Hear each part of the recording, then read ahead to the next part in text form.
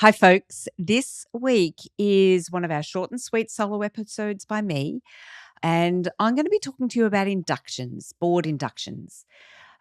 I'm talking about it because I seem to have been having lots of conversations with board directors, with chairs, with my own board, because we've got some new board directors, just about some ideas, I guess, for a good induction. Like anything, the best induction is one that is tailored for your organisation. But what I want to do is just take you through some different ideas that I've been talking to people about and that I've been hearing, and you can borrow some of those ideas if they work for you. So, things that are worth keeping in mind. I love a good framework, and the framework that I think about for inductions is around context, compliance, culture, and making sure you cover off on all of those things as you are devising and designing your induction program. So, first up, the technical toolkit. You might put in place things like a buddy system. One of the boards that I am on, as I said, we've got some new board members. We allocate people a board buddy and an ELT buddy, a buddy from the executive leadership team. Both of the board buddy and the ELT buddy are people, preferably, that they're not on committees with or that they won't be dealing with too regularly. Likewise, the ELT person. And just one note with the ELT person, we have made it clear that it's for the board member to reach out to the ELT person, not the other way around, and that conversations there shouldn't be operational. It is around strategic governance things that they might need to know, but all of it is relationship building, the culture side. The other thing that is key is the pre-board briefing. That might be a meeting with the CEO. It might be meetings with other executive leadership members. It might be a meeting with the chair or the chair of committees, the chairs of committees. It might be just walking through some of the hot button issues that are on the radar that board members would need to know before their first board meeting. The third thing in that technical toolkit, the tips and frameworks, the at a glance dashboard. Uh, and I confess I wish I'd read this prior to doing the induction for our new board members. We provided the strategy, we provided the risk report, we provided the financial health snapshot, all of those things. Sorry, not the financial health snapshot, the financials. And in thinking about this more and in conversations with people, one thing that's been suggested is that they are, I don't know, chunked up. Plan on a page if possible, and the current strategic priorities, the top 3 risks and what's going on there, and a financial health snapshot. So, not all of the documentation or all of the documentation plus, as you would do in a board paper, a cover sheet so that it just gives people information to go through. Because I don't know about you, but inductions can be just this massive information dump. In the olden days, my first board, the YWCA, it was a folder or possibly 2 folders. It was possibly 2 of those massive lever arch files. These days, everything's online. So there is endless folders, online folders for people to read through. And I think it's really, we've got to get beyond that. We've got to get into something that is of value for people, not just an information drop.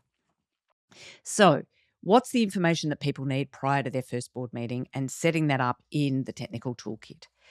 The second thing, and this is, I am a facilitator, so I am having loads of these conversations, but conversations with people and thinking about it for my own board are about workshops. Workshops build relationships, they really build the culture side of things. And when new board members join, it's essentially a new board, particularly if it's more than one board member. So sometimes you need to reset the culture or at least refamiliarize with the culture and just see what those new board members are bringing so that everybody's on the same page. So some of the ideas for workshops that might be an hour or two, might be a half day, might be a full day, might even be a full retreat or immersive. Some of the ideas, things like a legacy and future map. So, getting some of the board members that have been on the board for quite some time, sharing key achievements during their time, and then getting new board members to share their fresh perspectives. Second idea, who are we and what do we bring? So, this could just be the skills matrix. And often new board members join, they fill in the skills matrix, and it's a paper in the board pack or in the, here's the foundation documents for this organisation. I would say bringing that to life with a conversation is, just so much more effective. So you might pair people up in a room and in their paired conversations, get them to share what are the 2 or 3 skills that they bring to the boardroom, and then get them to introduce each other to the wider group.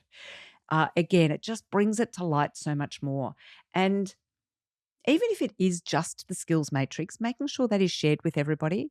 I noted that recently, again, for one of the boards that I'm on, we recruited somebody who had these fantastic financial skills. And it was only when I looked at the skills matrix that they had updated that tech transformation was on their list as well. I had no idea about that. Now, I'd seen the application, I'd interviewed this person, I was in the process. Tech transformation was new to me. So sharing that even with some of the people that have been involved can be very helpful. Conversations about the rules of engagement. Oh, this can look different for different organizations, but some of the prompting questions that I've used in workshops with groups are things like, what do we need to do and how do we need to be to ensure the board functions as best we can?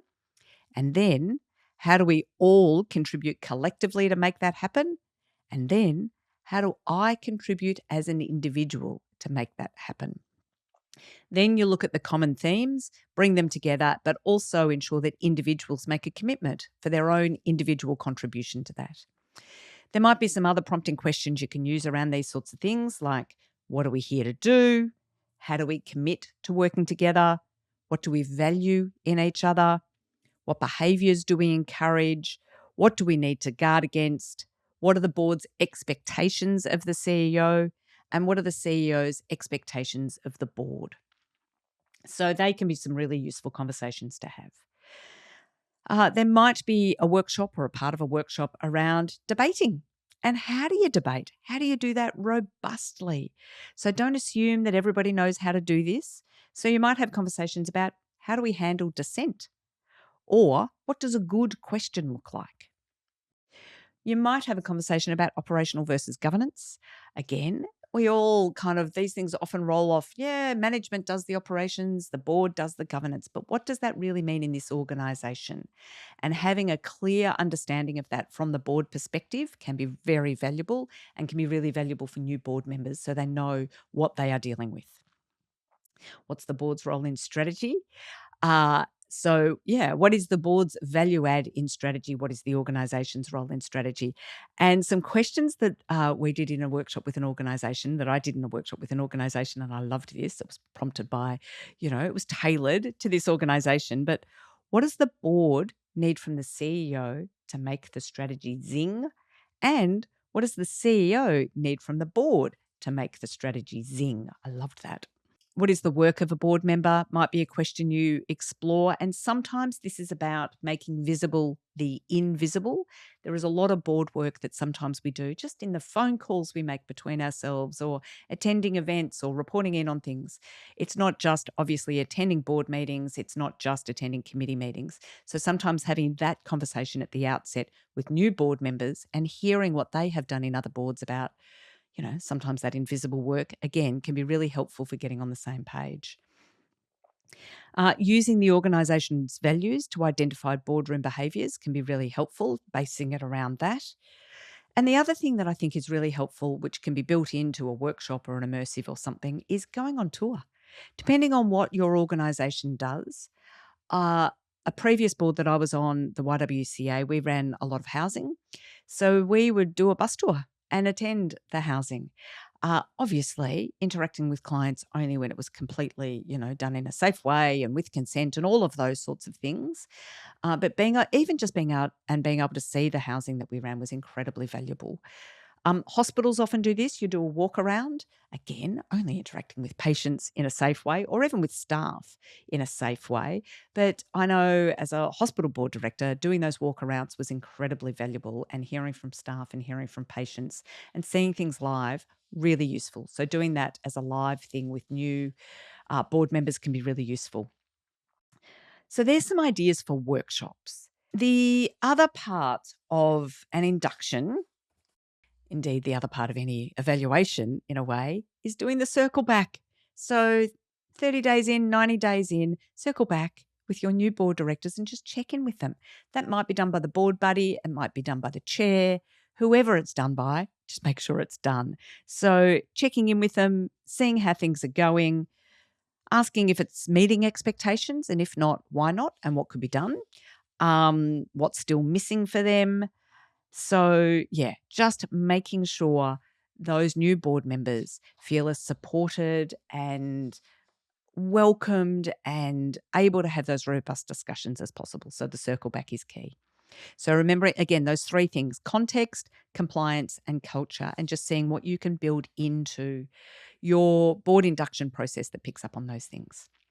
Now, folks, added bonus, I am working on a checklist for inductions. Again, please know that a checklist is just a tool that you can use, and you can pick and choose from that checklist. It should be tailored to your organization, but I'm working on it. It might be available by the time this podcast goes to air, or maybe a little bit afterwards.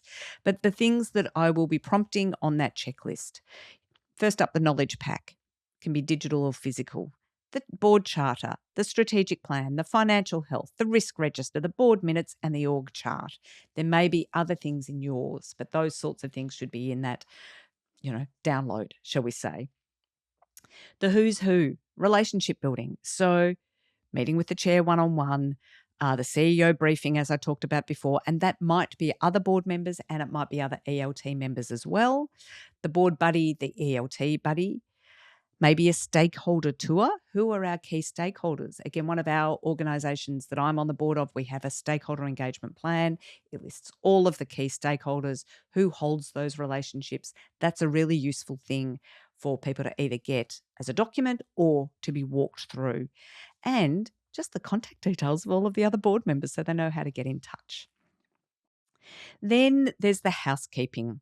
So logistics, access to the board portal, the calendar of meetings, the insurance policy if relevant, conflict of interest policy, and, declarations for all of the other board directors and the new people's declarations. Expenses policy might be worth a look at. And even things like, although this might come in the who's who in the relationship building, professional development. What are the expectations for board members? How is that done? How is it funded? Is there a policy around that as well? And finally, in this checklist, there'll be some, culture immersion. What are the written rules? They'll be in the board charter or in other policies or in the values, but there might be some unwritten rules as well. Although sometimes if you're going to write down the unwritten rules to share them, just make them written rules. There might be a first 90 days roadmap, either for the induction of that board member or even for those individual board members and what they are expecting to contribute in that first 90 days. And I've talked about this earlier in the workshop, but the skills audit and updating that. So as I say, there'll be a bit of a download coming soon, possibly in the show notes to this episode, possibly coming soon.